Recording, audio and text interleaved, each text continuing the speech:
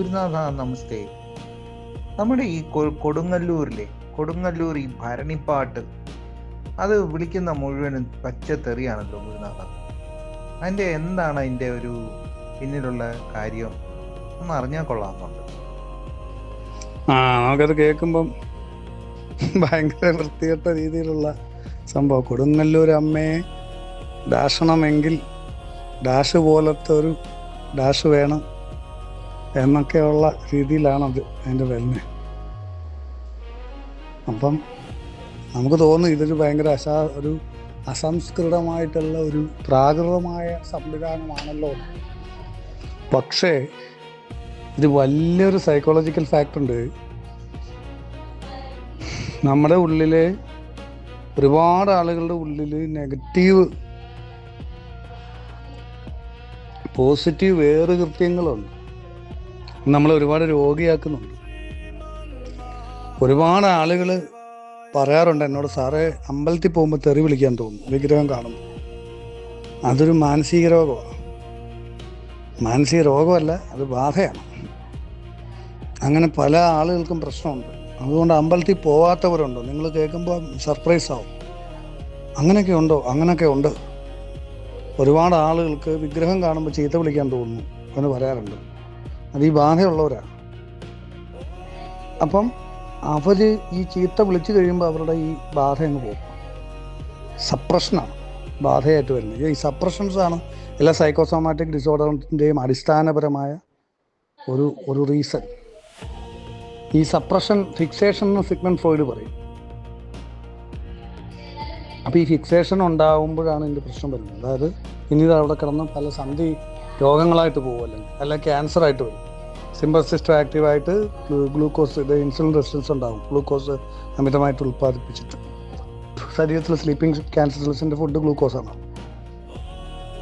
അപ്പോൾ ഇതിൻ്റെ റീസൺ ഈ സ്ട്രെസ്സിൽ നിന്നാണ്.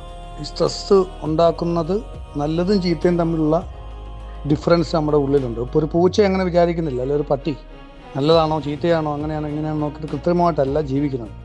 നമ്മൾ ജീവിക്കുന്നത് വളരെ കൃത്രിമമായിട്ടാണ്. അപ്പോൾ നമ്മുടെ ഉള്ളിൽ ഈ നല്ലതും ചീത്തയും തമ്മിലുള്ള ഒരു അവസ്ഥയുണ്ട്. ഈ അവസ്ഥ പലപ്പോഴും കുണ്ടലിനി സപ്രഷൻ ഉണ്ടാവാൻ കാരണമാകുന്നുണ്ട്.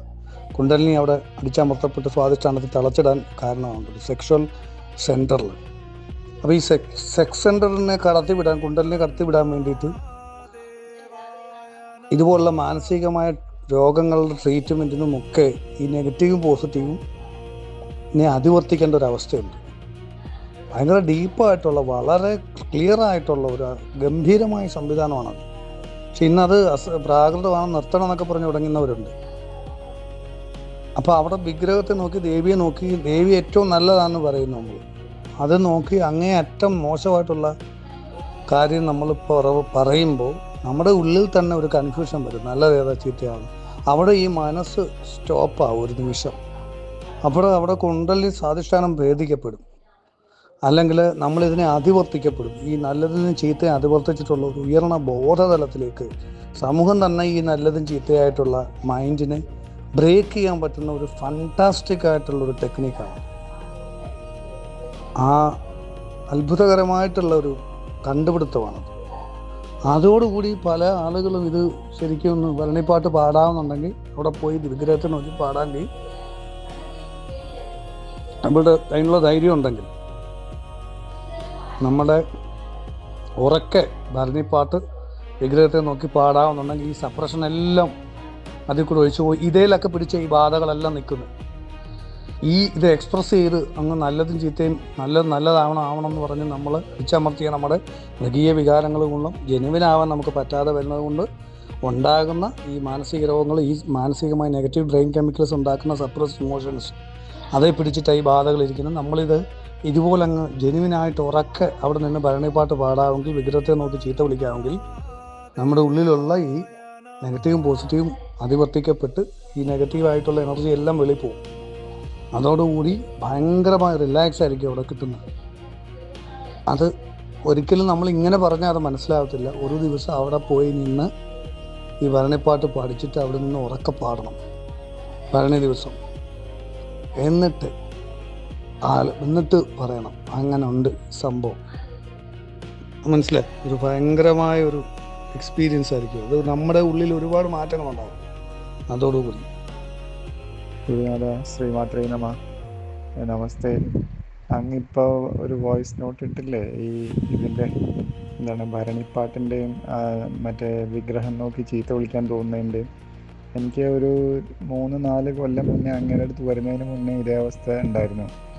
പൂജാമുറിയിൽ കയറി കഴിഞ്ഞാൽ മനസ്സിൽ ഭയങ്കര തെറി വരും, അതും പച്ചത്തെറി.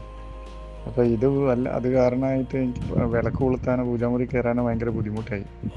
അങ്ങനെ ഒരു സ്ഥലത്തുനിന്ന് പറഞ്ഞു മറ്റേ കൊടുങ്ങല്ലൂർ പോയിട്ട് വാളും ചിലമ്പും 2 ചുറ്റ് അമ്പലത്തിന് ചുറ്റും നടന്നിട്ട് താഴെ വെക്കാതെ ആ നടയിൽ കൊണ്ടുവയ്ക്കുക. അങ്ങനെ എവിടെയും ഇപ്പോൾ വാളും ചിലമ്പും കിട്ടിക്കഴിഞ്ഞാൽ 2 ചുറ്റ് നടക്കുക, വലം വയ്ക്കുക, എന്നിട്ട് കൊണ്ടു കൊടുക്കുക. അങ്ങനെ ചെയ്തു കഴിഞ്ഞപ്പോൾ എനിക്കത് പൂർണ്ണമായിട്ട് മാറി.